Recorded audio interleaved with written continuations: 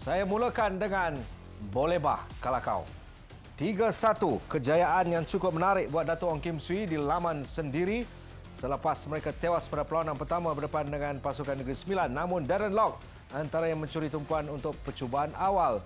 Namun 16 minit kemudian ataupun minit ke-16, Jackson de Souza menghasilkan jaringan pembukaan untuk pasukan Sabah berpunca keadaan kelang kabut di depan pintu gol.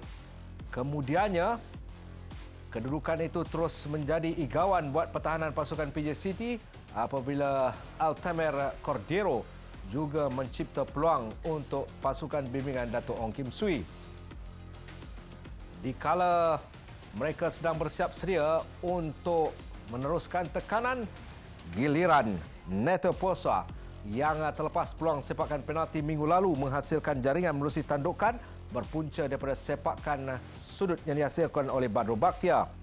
Di penghujung babak yang pertama, ini jaringan kedua berselang tak sampai beberapa hari dari S. Kumaharan yang mudah melepaskan rembatan ketika dia tidak dikawal. Namun jaringan ini boleh diangkat antara jaringan terbaik setakat ini menerusi Sadil Ramdhani, pemain import dari Indonesia, sepakan percuma kaki kiri yang terus menerjah gawang pasukan PJ City yang dikawal oleh Muhammad Akhil Abdul Razak tanpa kehadiran Kalimullah. Jadi keputusan 3-1 itu kekal untuk 3 mata pertama buat pasukan Sabah selepas mereka tewas. Namun kedudukan ini pastinya menarik kerana pasukan ini dikatakan antara pasukan pilihan untuk meneruskan tekanan kepada pasukan-pasukan pilihan dalam saingan Liga Super. Baik, Assalamualaikum dan selamat datang ke Nadi Bola. Pastinya anda ternanti-nanti. Hari ini 3 venue menjadi tumpuan, iaitu di Kota Kinabalu, di Johor Bahru dan juga tidak ketinggalan di Alor Star yang telah pun menghasilkan 15 jaringan secara keseluruhannya dan lebih menarik lagi, peratusan jaringan gol menerusi tandukan melebihi daripada rembatan. Itu sesuatu yang menarik menerusi set piece.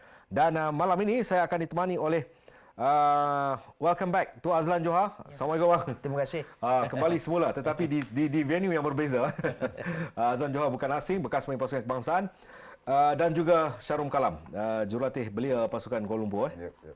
Okey, kita mulakan dengan pentingnya kemenangan ini Dato' Ong Kim Swee sebagai pengendali kerana sebelum sepak mula pasukan Sabah antara pasukan yang diletakkan sebagai pilihan. Ya, sebenarnya bagi Dato' Ong Kim Swee ujian sebenarnya adalah pada musim ini. Kerana sebelum ini beliau terlalu lama membimbing pasukan kebangsaan bawah 19, bawah 23 dan selanjutnya. Dan apabila beliau decide untuk menjadi jurulatih dalam Liga Malaysia, saya rasa sebenarnya ujian inilah ujian yang terbesar bagi beliau dan saya rasa beliau telah bangun, telah menunjukkan satu bangkitan yang baik.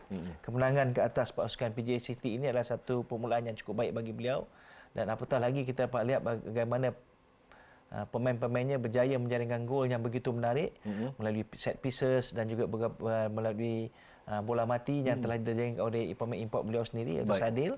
Dan saya rasa tentunya inilah masa yang cukup menarik, permulaan yang cukup baik bagi Dato' Ong Kim Swee meneruskan rentak kemenangan bagi pasukan Sabah. Hari ini Sabah dilihat menurunkan 4 pemain pertahanan.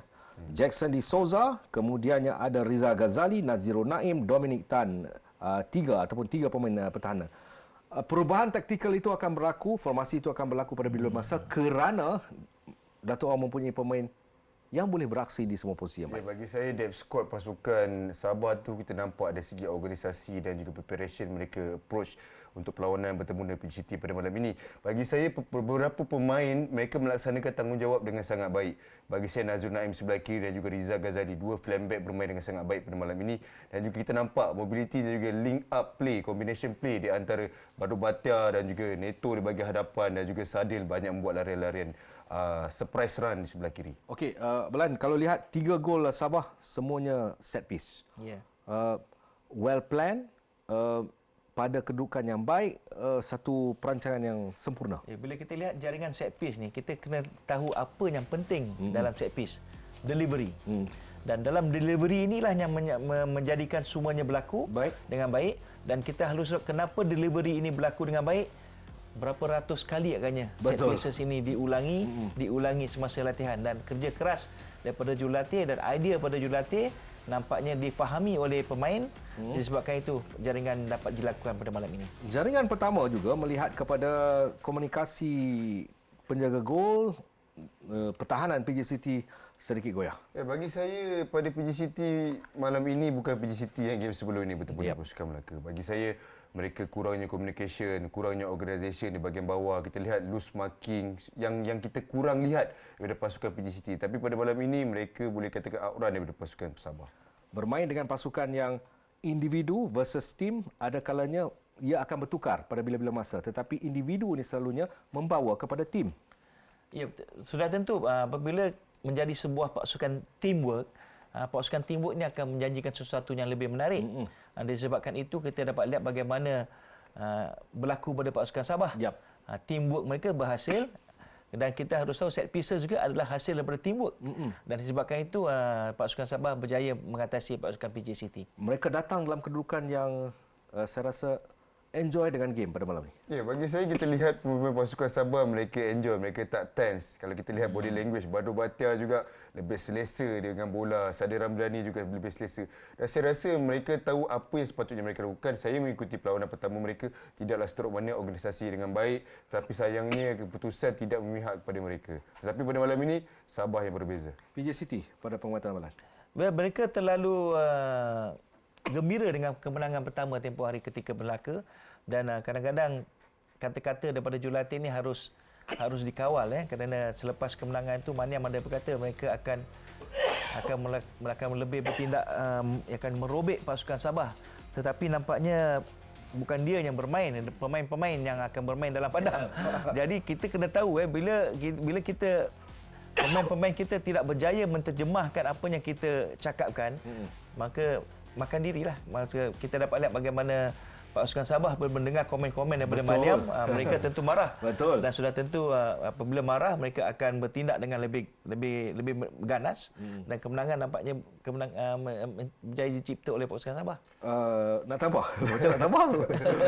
Bagi saya sebenarnya pada malam ini preparation daripada pasukan Sabah. Kita tahu kelebihan pasukan PJ City adalah mereka balik compact dan akan membuat serangan balas kilat, iaitu counter attack. Tetapi sebenarnya Sabah dah buat counter. Dia tahu sebenarnya yang preparation mereka, approach mereka, PJ City akan kemudian mereka membuat satu plan, dan plan itu merangkap balik pasukan PJ City. Tak banyak sedikit pun ketiga-tiga gol itu ada counter attack. Yang jelas. Transaksi yang menarik.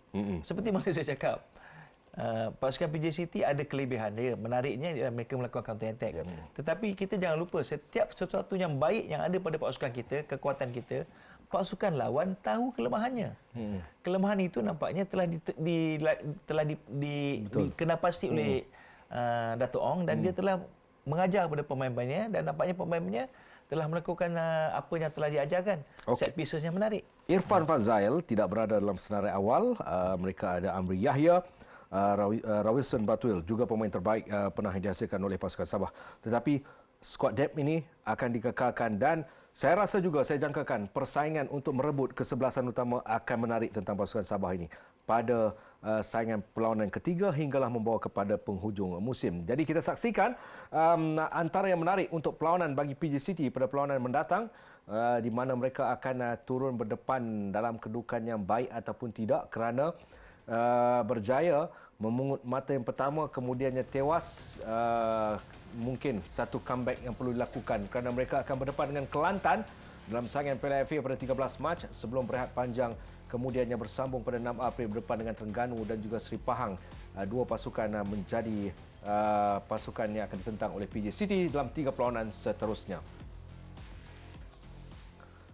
Nampak tengok macam Kelantan pun bukan biasa-biasa kan? Bukan biasa-biasa, betul. Sebab bila you kalah first game ini, nak comeback tu tempoh ataupun period rehat tu kena dipendekkan. Dia begini, saya suka menggunakan perkataan ini. Pemain-pemain bola apabila mereka bermain, mereka harus rehat dengan bijak. Apa itu rehat yang bijak? Mereka sendiri tahu menilainya. Jangan terlalu rehat, terlalu leka. Jika ketika menang jangan rehat terlalu leka. Ketika kalah jangan rehat terlalu panjang. Jadi rehatlah dengan bijak supaya kamu dapat bangkit untuk melakukan persembahan yang lebih baik di perlawanan seterusnya. Saya nak tambah sikit boleh? Boleh. Saya rasa sebenarnya sebagai seorang pemain bola, apabila kita mengalami kekalahan pada hari ini, kalau boleh kita nak main secepat mungkin untuk mendapatkan kemenangan iaitu mau rebus kita. Itu saya rasa PJ City merasakan. Dan perlawanan yang seterusnya adalah bertemu dengan Kelantan. Bukan perlawanan yang biasa. Saya rasa pasukan Kelantan juga pasukan yang bersedia. Okey.